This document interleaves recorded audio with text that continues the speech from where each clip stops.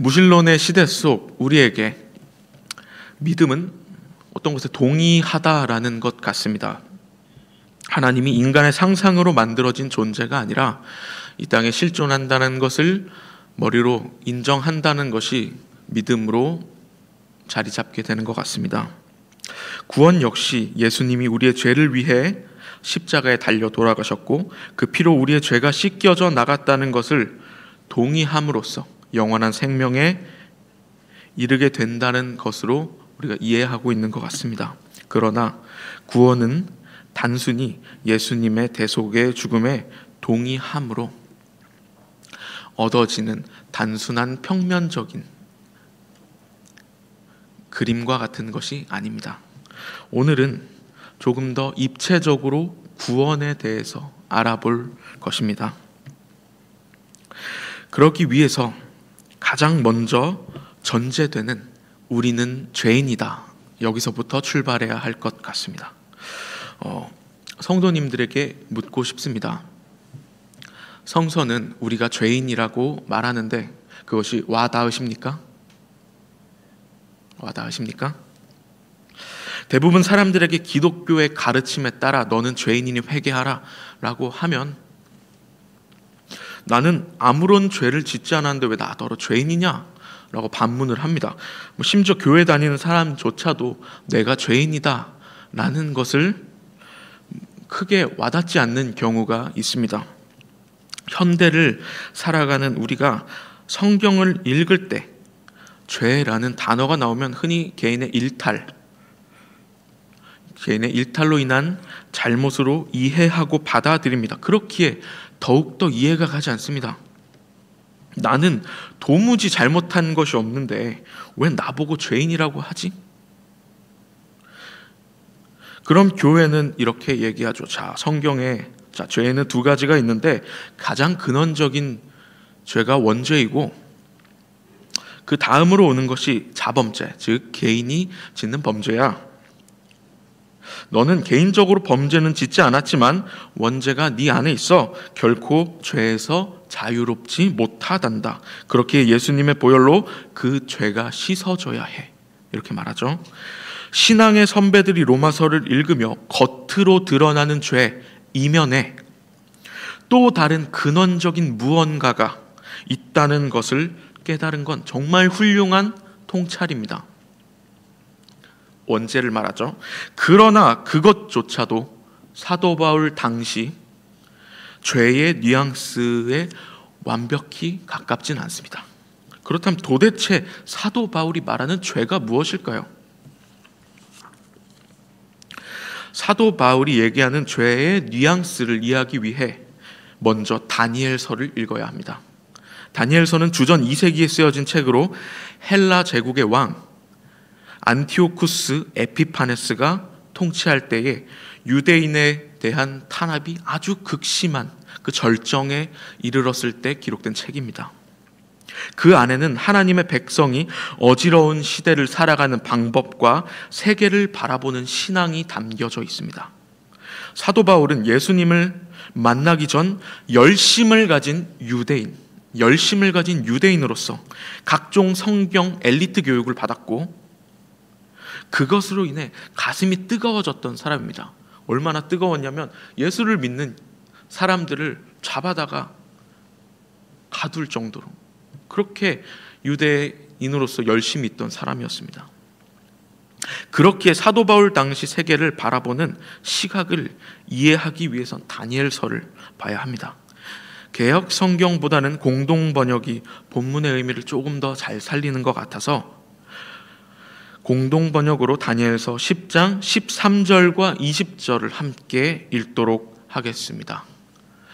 이리로 오는 길에 나는 페르시아 호국신에게 길이 막혀 20일이나 지체해 있었다. 마침 7수호신 가운데 한 분인 미가엘이 도우러 왔기에 나는 그를 거기 남겨두어 페르시아 호국신과 겨루게 하고는 20절입니다. 그러자 그가 말했다. 너는 어찌하여 너를 찾아왔는지 아느냐? 나는 이제 곧 페르시아의 호국신과 싸워야 한다. 그리고 돌아서면 그리스 호국신이 달려들 것이다. 이 두 구절에서 우리가 알 수 있는 것은 한 나라 뒤에 어떤 천상의 세력이 존재한다는 것입니다. 페르시아는 페르시아를 다스리는 영적 존재가 있고 그리스에는 그리스를 다스리는 영적 존재가 있습니다. 사도 바울 당시 사람들이 세계를 바라보는 방식은 어떠한 일의 배후에는 천상의 세력이 있다라는 것입니다. 성서학자들은 이들을 권세라고 부릅니다. 권세. 사도 바울도 이 시대의 같은 사람으로서 같은 세계관을 공유합니다. 이제 다니엘서로 얻게 된 이 권세라는 관점으로 로마서를 다시 읽겠습니다. 먼저 로마서 3장 25절을 읽어보겠습니다. 하나님께서는 이 예수를 속죄 제물로 내주셨습니다. 그것은 그의 피를 믿을 때에 유효합니다. 하나님께서 이렇게 하신 것은 사람들이 이제까지 지은 죄를 너그럽게 보아주심으로써 자기의 의를 나타내시려는 것이었습니다. 아멘. 이 구절을 읽으신 여러분들은 저에게 이렇게 질문할 수도 있을 것 같습니다. 여기서는 우리가 흔히 아는 것처럼 개인이 저지른 일탈로 죄를 말하는 것 같은데요. 맞습니다. 이곳에서는 개인이 저지른 죄를 말하는 것입니다. 적어도 로마서 3장까지만 본다면 그렇게 받아들이는 것이 타당합니다. 그런데 5장부터는 죄에 대한 이해가 달라집니다. 여기서부터는 죄는 죽음과 함께 등장하며 인간을 다스리는 권세로 등장합니다. 몇몇 구절을 한번 살펴보겠습니다. 먼저는 로마서 5장 12절입니다.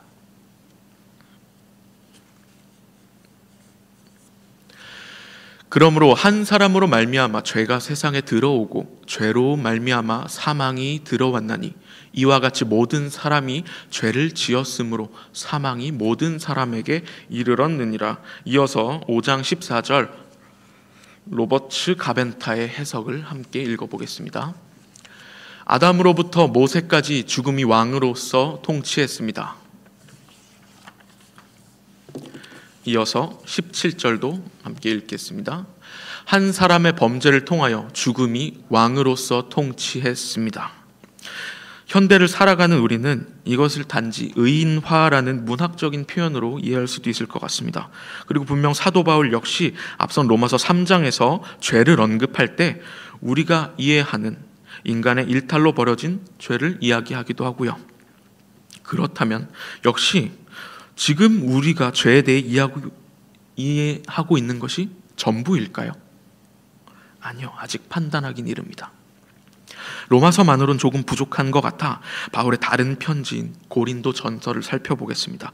다음 몇 구절을 읽어보겠습니다. 15장 24에서 26절입니다. 그 후에는 마지막이니 그가 모든 통치와 모든 권세와 능력을 멸하시고 나라를 아버지 하나님께 바칠 때라. 그가 모든 원수를 그 발 아래 둘 때까지 반드시 왕 노릇 하리니 맨 나중에 멸망받을 원수는 사망이니라. 아멘. 바울은 전쟁터로 우리를 인도합니다. 그는 우리에게 영의 눈을 들어 세상을 바라보길 요청합니다. 이 세상은 지금 영적 전쟁 중이라고 말입니다. 세상은 하나님의 원수가 다스리고 있습니다. 그러나 예수님께서 재림하실 그날 이 세상은 완전한 하나님의 통치 아래 들어가게 될 것입니다. 그날은 하나님의 원수가 멸망당하는 날인데 그 멸망당하는 원수 목록에는 죽음이 있습니다. 사도 바울은 죽음을 단순히 인간의 자연스러운 현상으로 보지 않았습니다. 그것은 하나님을 대적하는 천상의 세력이었습니다. 그리고 로마서에는 죄와 죽음이 짝지어져 나옵니다. 즉 우리는 죄 역시 천상의 세력임을 알 수 있습니다. 지금 우리는 로마서와 고린도 전서를 살펴보며 이 세상은 하나님의 원수가 통치하고 있음을 살펴보았습니다. 대표적인 원수가 죄와 사망이었고요. 이것은 제가 설교 초반에 말했던 사도 바울 당시 죄의 뉘앙스입니다. 죄와 죽음은 하나님을 대적하고 있는 천상의 세력입니다. 이제 죄가 무엇인지 알게 되었으니 오늘 말씀이 조금은 더 와닿으실 겁니다. 오늘 말씀을 같이 합독하겠습니다. 로마서 6장 22절입니다. 그러나 이제는 너희가 죄로부터 해방되고 하나님께 종이 되어 거룩함에 이르는 열매를 맺었으니 그 마지막은 영생이라. 아멘. 이것이 구원입니다. 하나님의 원수의 종에서 해방이 되어 하나님의 종이 되는 것. 하나님의 종이라고 하니 어감이 그리 좋지는 않은데 착취당하는 의미가 아닙니다. 다른 표현으로는 하나님의 백성, 하나님의 자녀가 있습니다. 아무튼 구원은 이 세상을 지배하는 권세, 어떤 권세에서 해방되어 하나님의 백성이 되는 그것입니다. 누군가에게 이것이 참 유치한 신화라고 들릴 수도 있겠습니다. 교회 밖이든 아니든 말입니다. 그런데 여러분에게 묻고 싶습니다. 정말로 악이 없습니까? 아니요. 지금도 악은 이 세상에서 버젓이 활동하고 있습니다. 오히려 악은 사도 바울의 당시보다 더욱 쉽게 활동하고 있습니다. 과학이 지배하는 이 세상에서 신화라는 이름 뒤에 숨어서 말이지요. 어떤 사건의 배후에는 악의 세력이 있다라는 성경의 통찰은 옳습니다. N번방 사건을 보십시오. 사도 바울의 표현으로 그들을 표현하겠습니다. 성적 착취물을 보기 위해 모여든 그들은 성욕을 숭배하는 자들입니다. 성욕이 그들을 지배하며 그들을 다스립니다. 또한 세월호 사건을 보십시오. 사람의 안전보다 회사의 마진을 생각한 그들은 배가 실을 수 있는 적재량을 넘겨서 화물을 실었고 결국 배가 급선회할 때 선박의 복원력이 충분히 발휘되지 못하여 꿈 많던 수많은 학생들이 희생당했습니다. 이들은 만몬을 섬기는 자들이며 돈이 그들을 지배합니다. 많은 사람들이 그들의 욕심 앞에 희생되었습니다. 이들 모두 우상숭배하는 자들이며 죄인들입니다. 우린 이 세상을 올바르게 다스려야 할 하나님의 대리자임에도 불구하고 창조주를 잊고 그가 지은 피조물을 숭배하고 있습니다. 이것이 사도 바울이 바라본 원수가 다스리는 세상입니다. 물론 성욕, 재물 자체가 나쁘다는 것은 아닙니다. 그러나 그것을 다스려야 할 우리가 오히려 그것에 지배당하는 것을 지적하는 것입니다. 이제 저를 포함한 여러분에게 다시 구원을 묻겠습니다. 오늘 본문 로마서 6장 22절이 정말 우리의 고백이십니까? 이 세상에는 우리의 삶을 이끄는 정말 많은 권세들이 있는데 우리는 그것에서부터 해방이 되어 있습니까? 지금 우리를 살게 하는 원동력은 무엇입니까? 돈입니까? 명예입니까? 권력입니까? 만약 우리 인생의 목적이 이것뿐이라면 우리는 믿음을 다시 한번 돌아볼 필요가 있습니다. 내가 진짜 하나님을 믿고 있는가? 그렇다면 이제 믿음에 관해서 한번 알아보아야겠죠.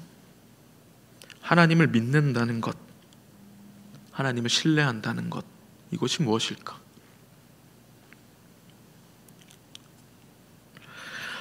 호세아 6장 3절의 말씀을 같이 한번 읽어보겠습니다.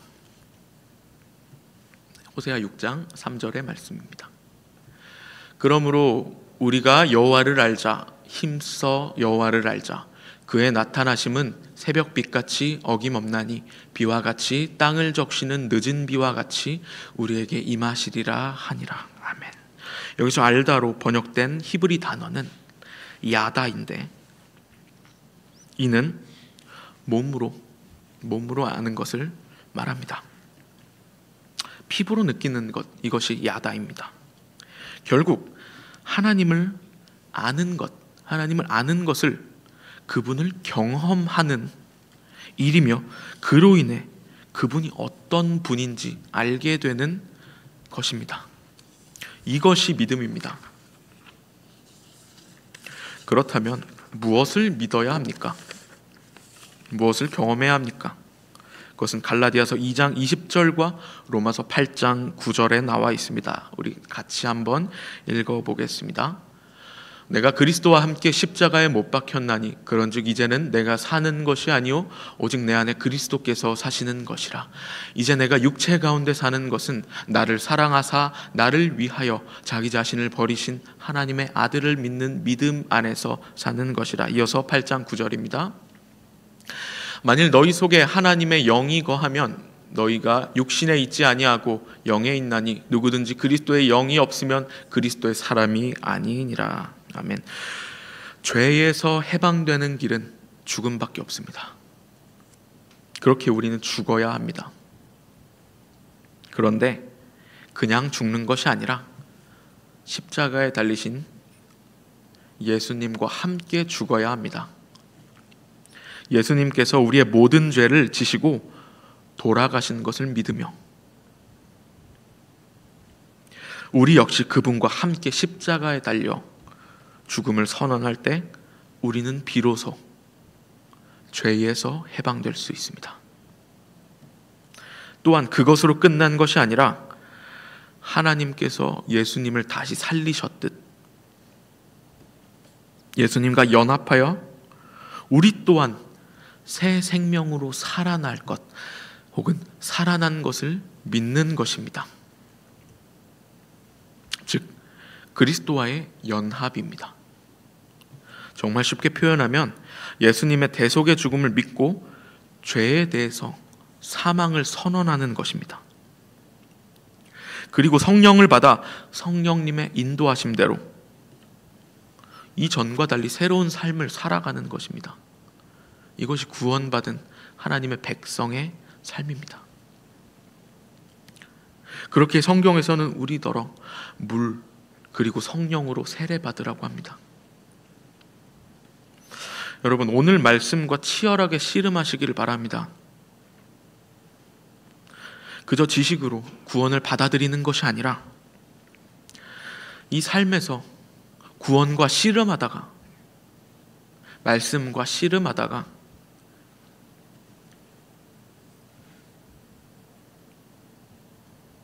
마침내 하나님을 경험하시기를 바랍니다.